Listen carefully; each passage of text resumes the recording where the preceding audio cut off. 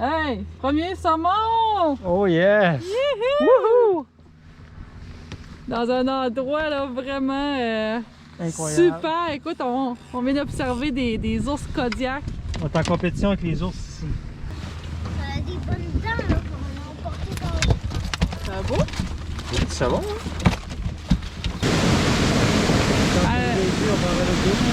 Allez prendre votre douche, les filles?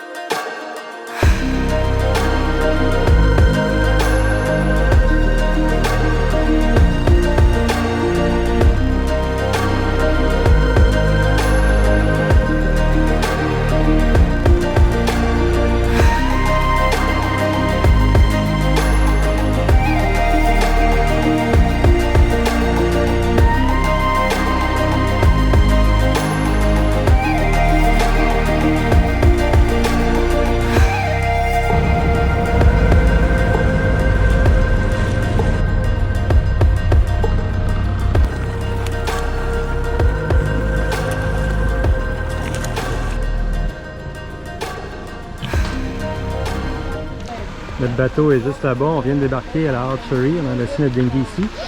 Là les filles regardent un spectacle incroyable. Des saumons.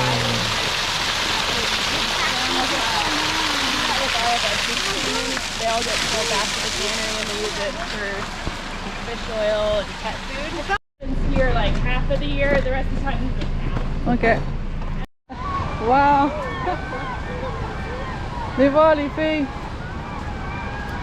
Do they try to come sometimes at this Yeah, side or they'll like come up and they'll walk through here. do they try to attack or? Not No, really? usually.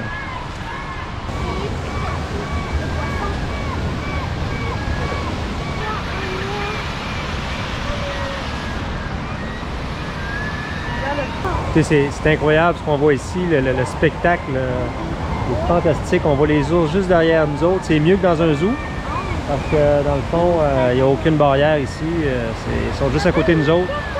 Puis, les ours, il y a 14 ours. Wow! Écoute, ils sont juste là, ils mangent des saumons à volonté, fait qu'il n'y a pas vraiment de danger. Ils ne sont pas intéressés à nous. Même qu'on sent qu'ils nous regardent, ils ont plus peur que d'autres choses. Fait que,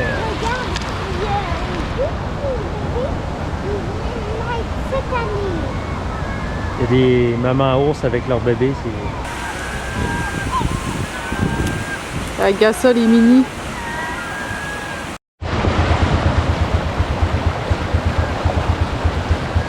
Lui, là, qui est dans l'eau, là, t'as des jumpés, là, puis là, ça... Ils montent là-dedans. Regarde, ils passent par le trou là. Nous nous trouvons dans une hatchery, ou écloserie en français. Ce type d'installation utilisée en Alaska contribue au contrôle des stocks de saumon en procédant à la fécondation des œufs de poisson et en assurant la conservation de ceux-ci jusqu'à ce que les alevins soient relâchés quelques mois plus tard. 95% des œufs fécondés dans les écloseries deviennent des saumonaux, comparativement à 10% pour les œufs fécondés de façon naturelle.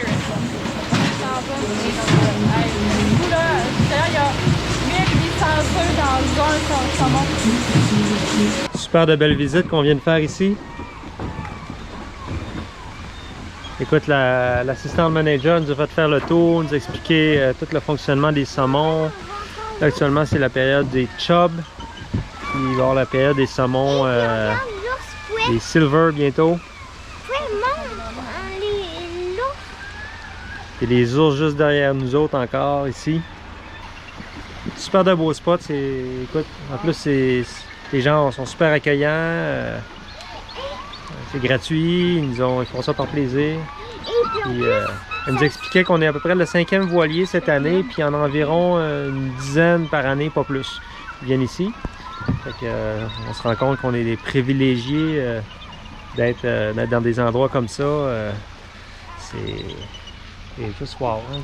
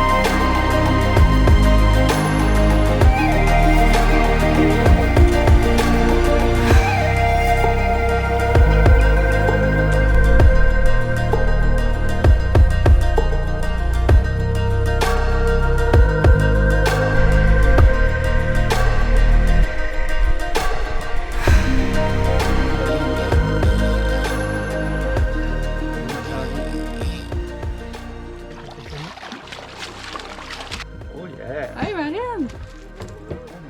Marine, t'as eu un saumon? Cool! C'est l'abondance de la nature ici en Alaska. On vient de pêcher 3 saumons ce matin. Écoute, à 8 h du matin, Marine a pêché le plus gros saumon. Oui, mais c'est quand même lui qui a lancé la canne à pêche. Puis en plus, on voit un Puis ours là, Kodiak. ici, juste sur le bord, Un ours Kodiak. un bel ours qui se promène. On peut manger le foie. D'ailleurs, j'ai le goût d'enlever le... On a saumuré nos saumons. Notre filet de saumon. Là, ça, je vais le mettre dans l'assiette ici. Alors là, on se fait notre saumon fumé maison. Oh yes! Premier recette de saumon fumé. C'est C'est le temps de la dégustation. Marine? C'est très bon, mais c'est beaucoup salé. C'est très salé. C'est vrai qu'il est salé. Je suis content comme premier fumage sur le bateau. Honnêtement, c'est vrai qu'il est un peu salé. Mais bon. On vient de débarquer sur la plage. On a rencontré des locaux ici, des amis qui travaillent à la archery. Puis là, les enfants ont comme construit, je sais pas quoi, ils communiquaient dans le fond avec leur, en écrivant des mots sur des roches.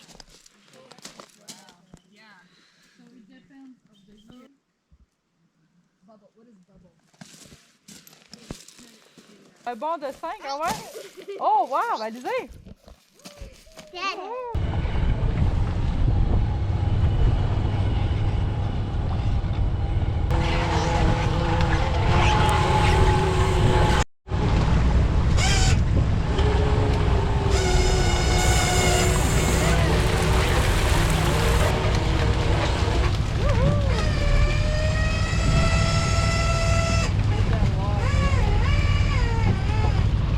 They're pretty tasty.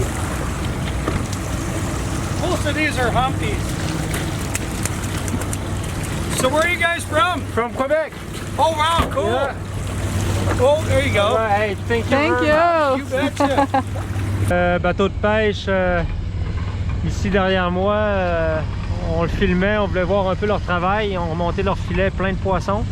Puis écoute, ils nous ont donné un beau saumon. Ouais. Il est plus gros un peu que ceux-là qu'on a pêché, mettons. On quitte l'île de Kodiak, puis en navigation vers les Kanaï Fjord. Et on vient de voir une communauté de lions de mer. Ils sont tous sur les roches. On les entend d'ailleurs.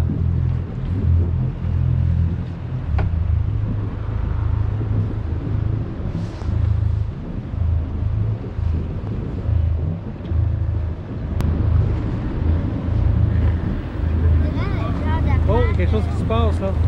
Regardez ça? Yes, il y a juste le gros qui reste. Ben gros patapouf. Ah ouais, dans l'eau.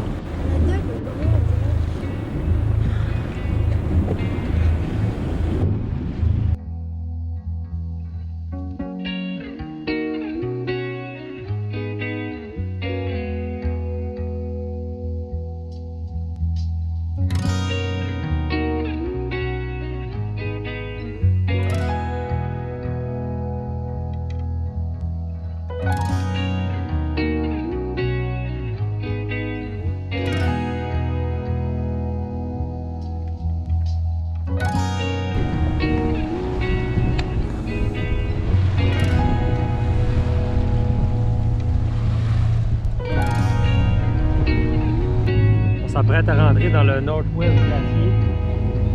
Northwest Glacier Bay, qui est juste là. Il y a un petit passage quand même un peu étroit, c'est sketch, moins profond. C'est un peu capoté parce qu'il y a des avertissements de glace flottante. Qu'est-ce que tu fais, Julie? Je regarde le paysage. Mais je suis supposée regarder les roches dans l'eau. Ici, il y a de la glace. Mais ça a l'air assez libre de glace. Alors qu'on avait lu qu'on pouvait quand même avoir des bons blocs dans l'eau. Mais bon, on est fin juillet, 31 juillet. Ça y est, on commence à avoir de la glace qui flotte. On va aller voir ça de plus proche.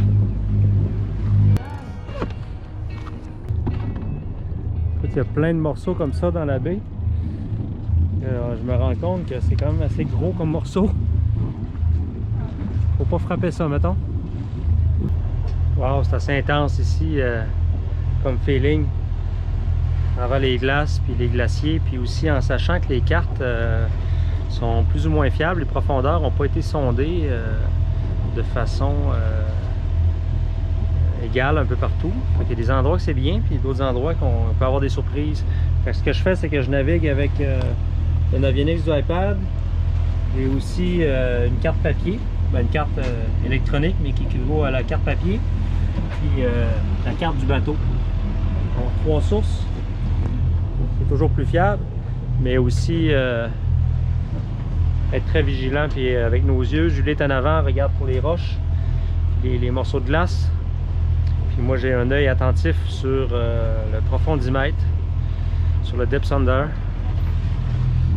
On va aller s'ancrer, puis on va aller découvrir le reste de la baie de glacier en dinghy.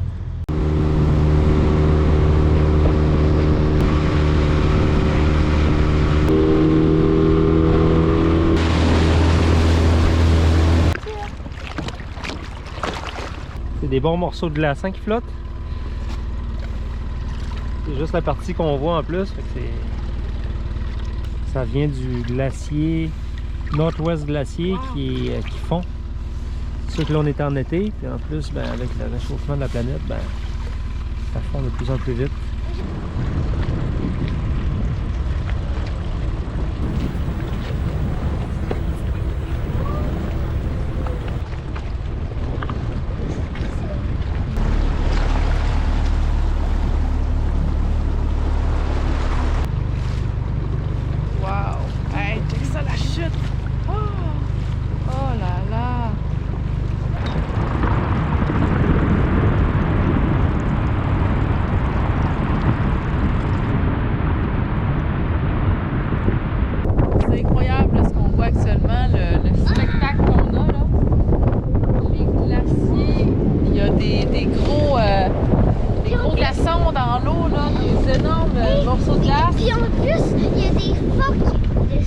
Il y a des phoques sur les Il y a des bancs. milliers de phoques. C'est magnifique. Il y en a des centaines. Les sons qu'on entend, les cascades, l'eau qui fond là, des glaciers.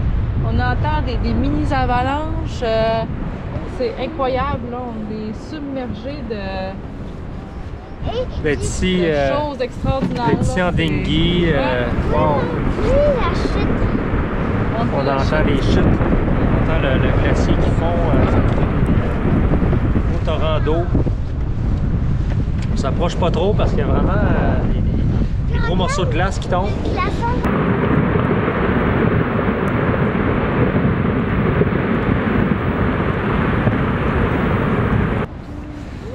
Écoute, chaque jour, on découvre des nouveaux spots. C'est super sauvage.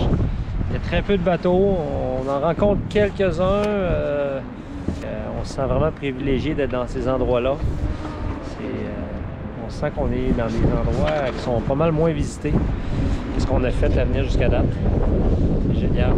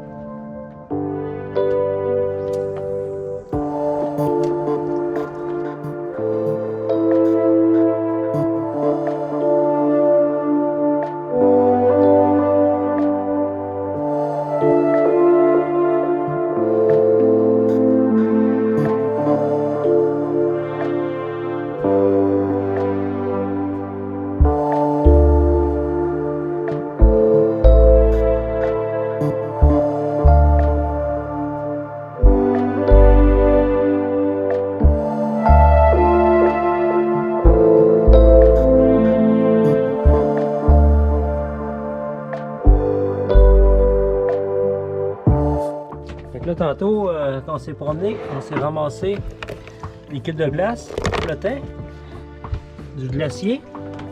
Puis qu'est-ce qu'on s'est fait avec, les filles? Des drinks.